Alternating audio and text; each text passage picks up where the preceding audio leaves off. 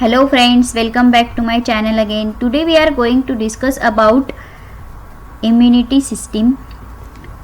आज की वीडियो में हम इम्यूनिटी के टाइप्स देखने वाले हैं। कौन सी इम्यूनिटी हमारे बॉडी में नेचुरली प्रेजेंट होती है, हमारे बॉडी के ऐसे कौन से पार्ट है, कौन से ऐसे ऑर्गन्स है जो हमें नेचुरली इम्यूनिटी प्रोवाइड्स करते हैं, और एक्वायर्ड इम्यूनिटी जो कि हम बाहर से कौन सी इम्यूनिटी प्राप्त कर सकते हैं, ये सब हम इस वीडियो में देखने वाले हैं। चलिए तो फिर स्टार्ट करते हैं आज की वीडियो। पहले हम देखेंगे इम्यूनिटी के टाइप्स। जो इम्यूनिटी है, हमारी इम्यूनिटी दो टाइप्स की होती है, innate immunity and adaptive immunity. Innate immunity जो होती है हमारे बॉडी में नेचुरली प्रेजेंट होती है। उसके अगेन थ्री टाइप्स है, spatial, racial and individual. Different species में, डिफरेंट इंडिविजुअल में जो डिफरेंट इम्यूनिटी होती है उसके अनुसार ये उसके टाइप से। डिफरेंट स्पीसीज में डिफरेंट इम्यूनिटी होती है, उसे स्पेशियल इम्यूनिटी बोलते हैं। डिफरेंट रेसेस में डिफरेंट इम्यूनिटी, उसे रेशियल। एंड इंडिविजुअल्स, हर एक इंडिविजुअल में इम्यूनिटी अलग अलग होती है, उसे इंडिविजुअल इम्यूनिटी बोलते हैं।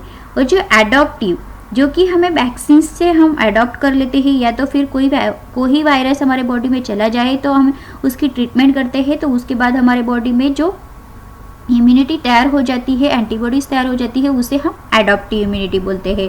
एडॉप्टिव इम्यूनिटी के दो टाइप्स है, natural and artificial. Natural immunity के अगेन दो टाइप्स है, active and passive. And artificial के भी दो टाइप्स है, एक्टिव एंड पैसिव। तो ये सब टाइप हम अब वन बाय वन देखेंगे। पहले हम इनेट इम्यूनिटी पूरा एक्सप्लेन करेंगे। इस वीडियो में फ्रेंड्स मैंने आपको सिर्फ इनेट इम्यूनिटी पूरा एक्सप्लेन किया है ताकि ये वीडियो बड़ा ना हो जाए, क्योंकि हमें पूरा ब्रीफली इस वीडियो में देखना है कि इनेट इम्यूनिटी होती क्या है। इनेट इम्यूनिटी जो होती है और इनबॉर्न हमारी बॉडी में, ह्यूमंस में प्रेजेंट होती है। ये स्पेसिफिक नहीं होती, नॉन स्पेसिफिक होती है। जैसे कि मैंने आपको लास्ट इम्यूनिटी के लेक्चर में बताया कि इम्यूनिटी है क्या और इम्यूनिटी कैसी है। इम्यूनिटी नॉन स्पेसिफिक, उसमें कुछ ऐसे सेल्स हैं जैसे कि beta cells and T lymphocyte, B lymphocyte, जो लास्ट लेक्चर में हमने डिस्कस किया। तो प्लीज़ वो वीडियो भी आप देख लीजिए ताकि आपको इजीली समझ में आ जाएगा। इट्स नॉन स्पेसिफिक, मतलब ये जो कुछ सेल्स है हमारी बॉडी में कंटिन्यूअसली काम करते रहते हैं। जब भी हमें कुछ पार्टिकल्स हमारे बॉडी में एंटर हो जाए, क्योंकि हमारी बॉडी दिन भर में बहुत सारे बैक्टीरिया एंड वायरसेस को एक्सपोज करती है, तो ये जो इनेट इम्यूनिटी होती है वो क्या करती है, क्विक रिस्पॉन्स देती है। जैसे ही कुछ पार्टिकल्स हमारे बॉडी में एंटर हो जाए तो वो क्या करती है, हमें कुछ रैशेस हो जाते हैं या तो फिर इन्फ्लेमेशन आ जाता है, तो वो इसकी वजह से आता है कि इनेट इम्यूनिटी इमीडिएटली वो क्या करती है, प्रिवेंट करने का काम करती है ताकि वो हमारे बॉडी में स्प्रेड ना हो जाए और अदर पैथोजेंस हमारे बॉडी में क्रिएट ना करे, हमारे बॉडी में उसका मूवमेंट ना हो, इसलिए वो क्विक एक्शन देती है, उसे हम इनेट इम्यूनिटी बोलती है। इनेट मतलब कुछ वैक्सीन्स लेंगे उसकी इम्यूनिटी होगी तो वो बहुत लेट प्रोसेस है, तो उसके पहले इनेट इम्यूनिटी जो है इनबॉर्न हमारे बॉडी में प्रेजेंट होती है, वो इमीडिएटली काम करती है। इनेट इम्यूनिटी के टी टाइप्स है, स्पीसीज, रेशियल एंड इंडिविजुअल। जो डिफरेंट स्पीसीज के अनुसार डिफरेंट स्पीसीज के अनुसार डिफरेंट इम्यूनिटी होती है। जैसे कि बर्ड्स में टिटेनस की इम्यूनिटी होती है, एनिमल्स का अलग इम्यूनिटी होती है। एक है birds, animals, these are two different species, उसके अनुसार उनकी इम्यूनिटी अलग अलग होती है। वैसे ही रेसेस, डिफरेंट रेसेस के अनुसार डिफरेंट इम्यूनिटी होती है, उसे हम रेशियल बोलते हैं। और हर एक एनिमल्स में, हर एक इंडिविजुअल्स में, जैसे कि बहुत सारे जेंट्स में, लेडीज़ में, हर एक बॉडी में डिफरेंट इम्यूनिटी होती है, उसे हम इंडिविजुअल इम्यूनिटी बोलते हैं। तो अभी ये इम्यूनिटी कैसे, हमारी इनेट इम्यूनिटी हमारे बॉडी में कैसे होती है, उसके ऐसे कौन से बैरियर है जिससे हमें इनेट इम्यूनिटी मिलती है। हमारे बॉडी में ऐसे बहुत सारे बैरियर्स है, जो कि फिजिकल बैरियर्स है, कुछ केमिकल्स बैरियर्स है जो हमें इम्यूनिटी प्रोवाइड करते हैं। तो थ्री टाइप्स के मेनली हमारे बॉडी में बैरियर्स है। एनाटॉमिकल बैरियर्स, जो कि जैसे कि हमारी स्किन है, इंटेस्टिनल ट्रैक है, कंजक्टिवा है।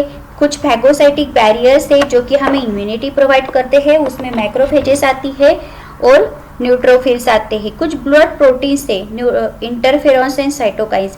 तो अभी ये मैकेनिज्म कैसे है, कैसे skin, respiratory system, intestinal tracts हमें इम्यूनिटी प्रोवाइड करते हैं, ये हम देखेंगे। एनाटॉमिकल बैरियर में हम पहले देखेंगे skin. Skin acts as a physical barrier. Skin में ऐसे कुछ स्ट्रक्चर्स होते हैं जिससे हमें इम्यूनिटी प्रोवाइड होती है। जब भी कोई पार्टिकल्स हमारे बॉडी में चला जाए तो ये जो स्किन है वो क्या करती है, फर्स्ट लाइन एनिमेट इम्यून है, मतलब फर्स्ट लाइन है, क्योंकि कोई भी पार्टिकल्स आएगा तो पहले स्किन के कॉन्टेक्ट में आएगा। तो इस स्किन्स में कुछ ऐसे सिक्रीशन होते हैं, बैक्टीरियासाइडल सिक्रीशन होते हैं जो हमारे बॉडी को इम्यूनिटी प्रोवाइड करते हैं। उसमें कुछ टॉल लाइक स्ट्रक्चर्स होते हैं, वो क्या करते हैं, रिकॉग्निशन पॉइंट होते हैं। टॉल लाइक स्ट्रक्चर में मतलब वो रिकॉग्नाइज करते हैं कि ये हमारे बॉडी के पार्टिकल्स नहीं है, ये फॉरेन पार्टिकल्स है, तो फिर उसे बाहर फेंक देना है या तो फिर उसके किल कर देना है। तो वो कुछ ऐसे bactericidal secretion and fatty acids हमें उससे प्रोटेक्ट करते हैं। तो ये था स्किन बैरियर इन एनाटॉमिकल। अभी हम सेकंड बैरियर देखेंगे, रेस्पिरेटरी ट्रैक्ट्स। जब भी कोई पार्टिकल्स हमारे बॉडी में एंटर होता है, नासल कैविटी से एंटर होता है, तो हमारे नोज में कुछ हेयर लाइक स्ट्रक्चर होते हैं, उसे हम सीलिया बोलते हैं। तो वो क्या करते हैं, उसे एंट्रैप कर देती है और फिर उसे कुछ बैक्टीरियासाइडल मैकेनिज्म से उसे बाहर फेंक देती है। जैसे कि हमें कुछ पार्टिकल्स, हमारे डस्ट पार्टिकल्स हमारे बॉडी में चले जाए तो हमें कफिंग या स्नीजिंग होता है, तो उस प्रोसेस से वो बाहर फेंक दिया जाता है।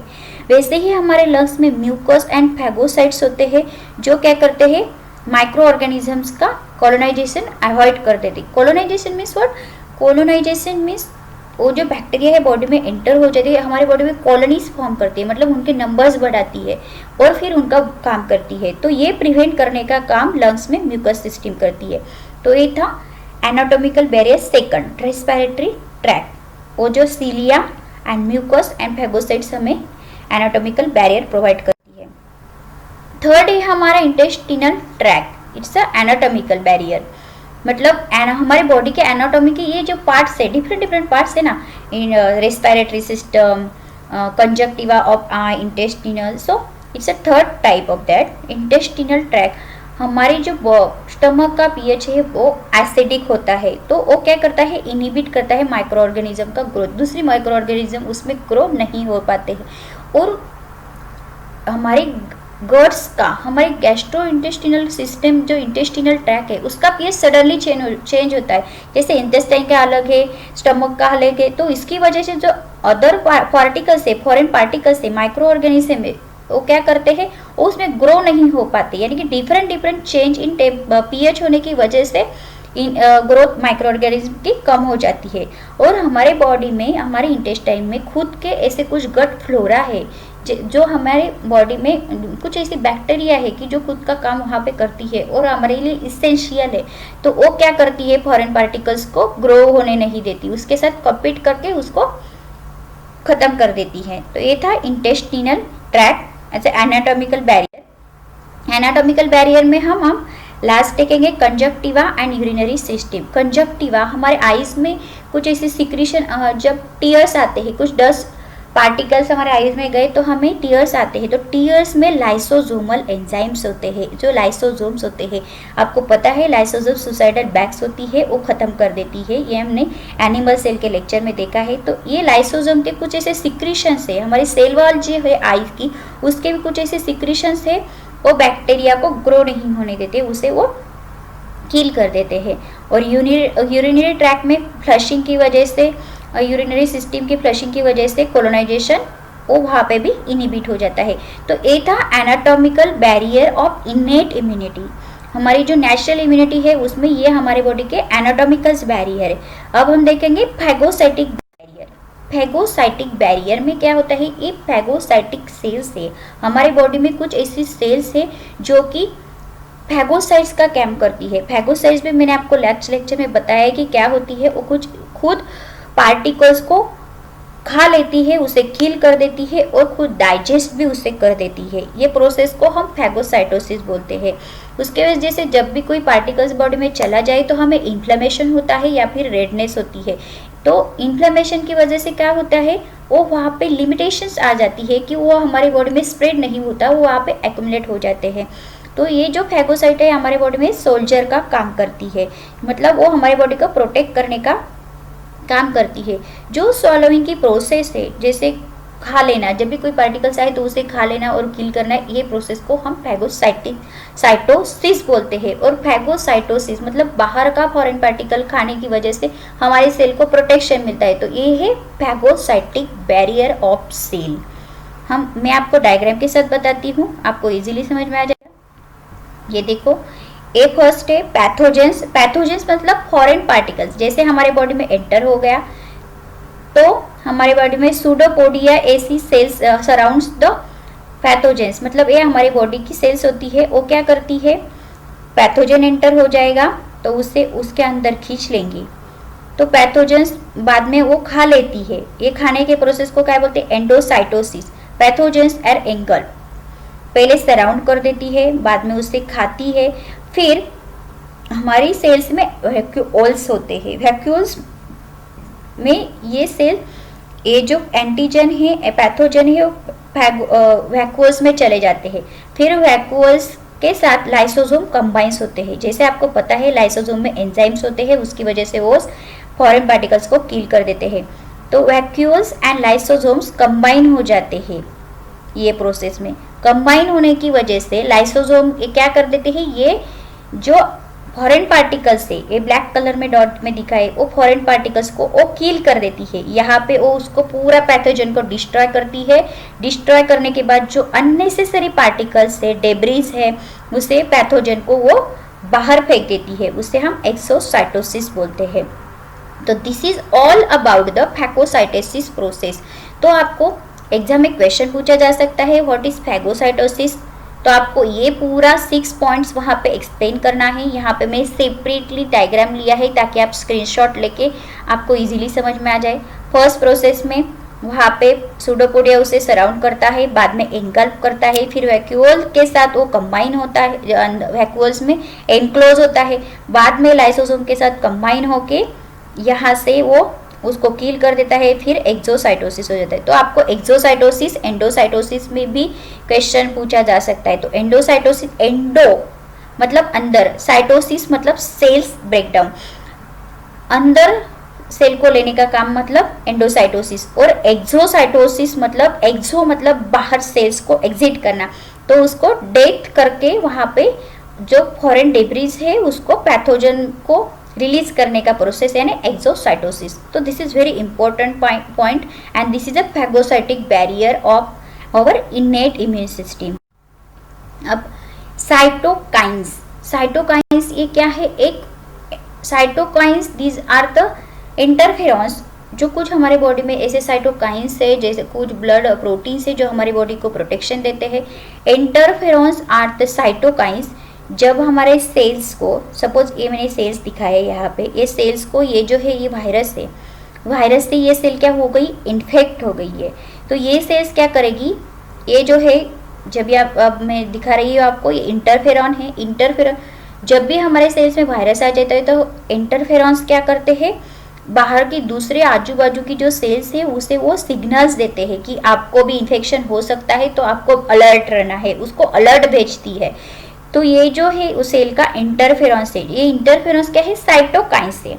जब भी वायरस के साथ सेल का अटैक हो जाए तो इंटरफेरेंस उसको सिग्नल देती है। ये सेल्स को उसने सिग्नल दिया, ये इन्फेक्टेड सेल नहीं है कि आप आरएनए सिंथेसिस कम कर दो, आरएनए को डिस्ट्रॉय कर दो, यानी कि आरएनए डिस्ट्रॉय होगा तो प्रोटीन सिंथेसिस नहीं होगा। यहाँ पे कुछ सेल्स जो है वो इन्फेक्टेड ऑलरेडी हो चुकी है, तो उन्हें वो सिग्नल देती है कि आप एपोप्टोसिस प्रोसेस में चले जाओ, मतलब वो खुद अरेंज कर लो कि वो खुद डाई हो जाए ताकि दूसरी सेल्स को वो हार्म ना पहुंचा सके। और बाद में फिर हमारी इम्यूनिटी, ऐसे इम्यून सिस्टम एक्टिवेट हो जाती है कि नहीं, ऐसे इस टाइप के वायरसेस आए हैं तो हमें अलर्ट रहना चाहिए, तो ये एक्टिव हो गए। तो फिर एक इम्पॉर्टेंट रोल क्या है यहाँ, इंटरफेरॉन का। इंटरफेरॉन रिलीज होने की वजह से दूसरे सेल्स को उन्होंने सिग्नल पहुंचाया, आजू बाजू के सेल को आपको एपोप्टोसिस पे चले जाओ या तो फिर आरएनए सिंथेसिस कम कर लो। तो इंटरफेरॉन इज अ साइटोकाइंस। जब भी हमारे बॉडी में वायरस एंटर होते हैं तो साइटोकाइंस रिलीज होते हैं और हमें प्रोटेक्शन प्रोवाइड करते हैं।